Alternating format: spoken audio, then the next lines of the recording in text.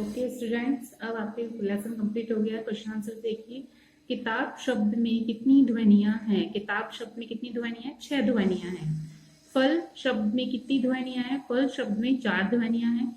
2 सार्थक व 2 निरर्थक शब्द बोलिए। 2 सार्थक शब्द हैं जैसे जल, पानी। निरर्थक शब्द है वानी, कानी।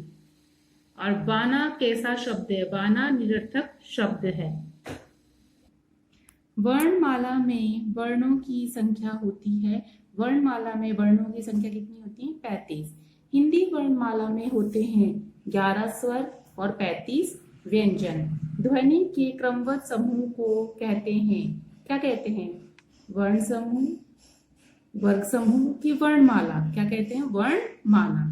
अर्थ के आधार पर शब्द कितने प्रकार के होते हैं? अर्थ के आधार पर शब्द कितने प्रकार के होते हैं? 2 प्रकार के होते हैं।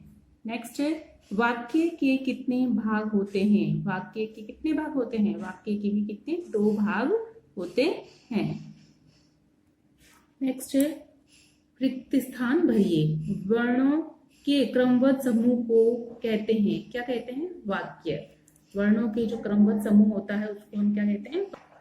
वर्णमाला में 35 व्यंजन होते हैं। 2 या 2 से अधिक वर्णों के मेल को शब्द कहते हैं। निरर्थक शब्द का कोई अर्थ नहीं होता। यहाँ क्या आएगा? निरर्थक। वाक्य के 2 भाग होते हैं। वाक्य में जिसके बारे में कुछ कहा जाता है उसे उद्देश्य कहते हैं। क्वेश्चन आंसर, वर्णमाला किसे कहते हैं? हिंदी की वर्णमाला में स्वरों एवं व्यंजनों की संख्या कितनी होती है? वर्णमाला, हिंदी वर्णमाला में इन ध्वनियों के व्यवस्थित समूह को हम क्या कहते हैं? वर्णमाला कहते हैं।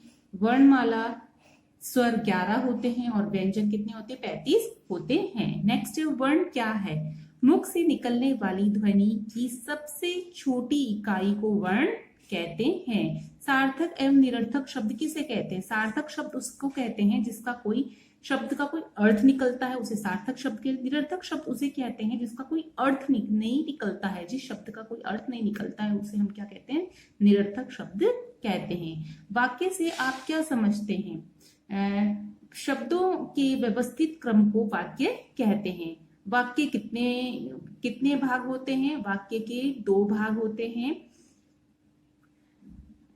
एक उद्देश्य, दूसरा विधेयक। विधेयक किसे कहते हैं?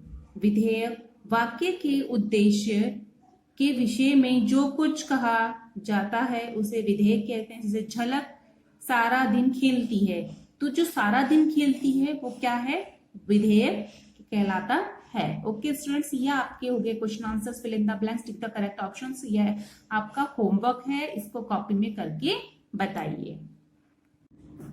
शब्दों को सही क्रम में रखकर वाक्य बनाइए।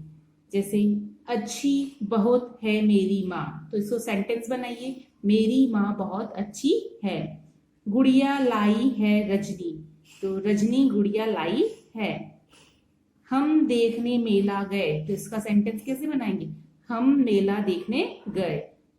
इसी तरह से आपको सारे सेंटेंस बनाने हैं और इसको कॉपी में करके बताना है। ये आपका असाइनमेंट है। ओके।